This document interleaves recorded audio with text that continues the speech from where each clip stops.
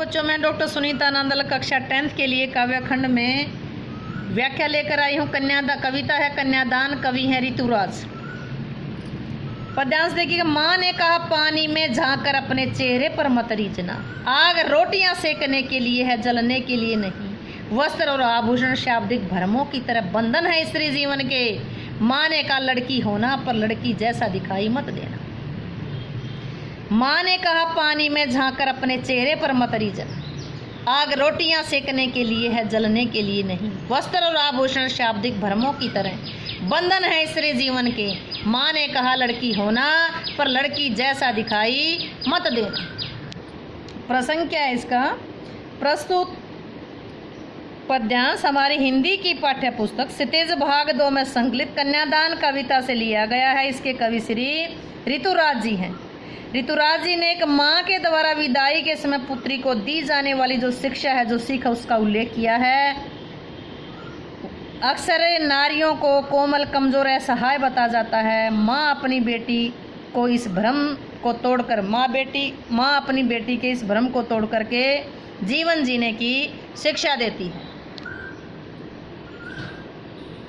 माँ ने कहा पानी में झांक करके, माँ ने अपनी बेटी को विदा करते समय सावधान किया कि पानी में झांक करके अपने चेहरे पर मत रीझना। रीझना का मतलब प्रसन्न होना।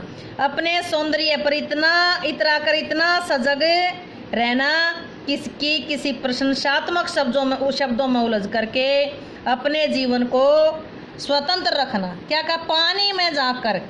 माँ ने अपनी बेटी को कहा कि पानी में झांक करके अपने चेहरे पर प्रसन्न मत हो जाना, अर्थात अपनी सुंदरता पर खुश मत होना। आग रोटियां सेकने के लिए आगे माँ उसको सजग करती है, सचेत करती है कि जिस प्रकार जिस आग पर रोटियां सेकी जाती हैं, जिस आग पर रोटियां सेकी जाती हैं। आग किस लिए है? आग रोटियां सेकने के लिए है, जलकर मरने के लिए नहीं है। माँ अपनी बेटी को सचेत करती है, सजग करती है कि आग रोटियां सेकने के लिए बनाई गई है, जलकर मरने के लिए नहीं। अतः सभी काम करते समय सावधानी बरतनी चाहिए। वस्त्र और आभूषण शाब्दिक भ्रमों की तरह बंधन है स्त्री जीवन की। माँ अपनी बेटी को सजग करती है कि शब्दों की तरह, शाब्दिक भ्रमों की तरह, शाब्दिक शब्दों की तरह वस्त्र और आभूषणों के भ्रम में मत पड़ना। तुम्हारी कोई बड़ाई करे तो शाब्दिक भ्रमों की तरह वस्त्र और आभूषण भी तुम्हें भ्रम में डालते हैं। ये नारी जीवन के बंधन हैं और वस्त्र आभूषणों के चक्कर में तुम इन बंधनों में मत पड़ना। यही भ्रम सने का आभास करा करके बंधन में जकड़े रहेंगे। शाब्दिक भ्रमों की तरह वस्त्र और आभूषणों के भ्रम में मत पड़ना। आगे माँ कहती है कि इनके चक्कर में क्यों नहीं पड़ना, क्योंकि ये स्त्री जीवन के बंधन है। माँ ने कहा लड़की होना, माँ ने क्या कहा?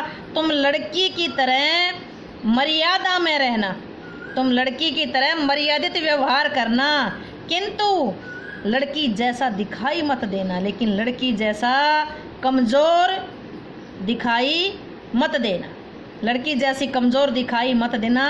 माँ अपनी बेटी को कहती है कि तुम लड़की की तरह एक मर्यादा में रहना, लेकिन एक सामान्य और कमज़ोर लड़की की तरह अपनी दुर्बलता मत दिखाना, अत्याचार सहन मत करना।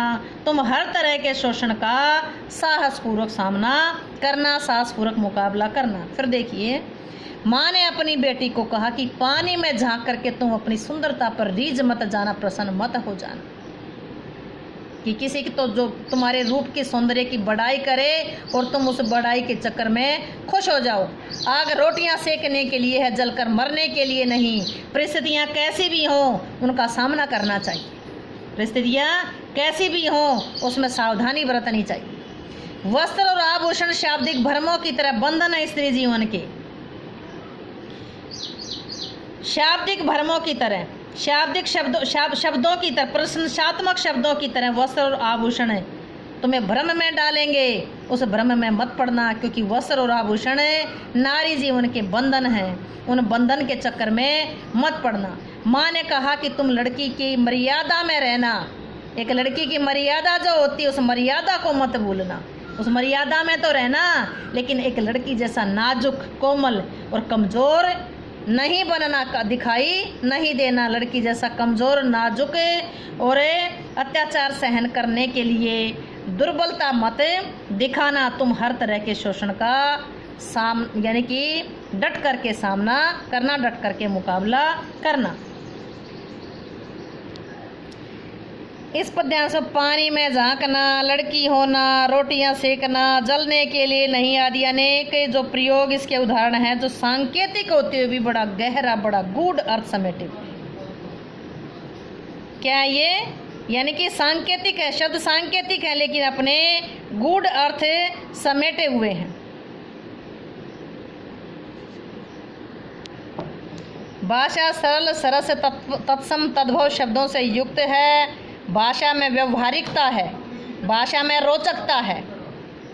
शैली कौन सी आई है? भावात्मक आई है। शैली कौन सी है? भावात्मक आई है। छंद कौन सा है? मुक्त। छंद कौन सा आया है? मुक्त छंद है। अनुप्रास अलंकार है, जैसे चेहरे पर में रे वर्ण आया है पीछे, तो इसमें अनुप्रास अलंकार है। भाषा, शैली, छंद, अलंकार, रस। रस कौन सा आया? पहले भी किया हमने।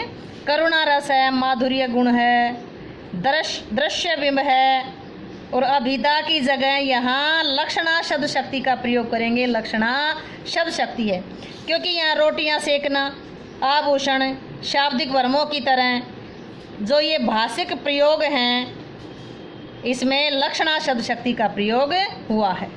उम्मीद है कि व्याख्या आपको समझ आई होगी। व्याख्या समझ आई हो तो वीडियो को लाइक करें, शेयर करें, चैनल को सब्सक्राइब करना ना भूलें।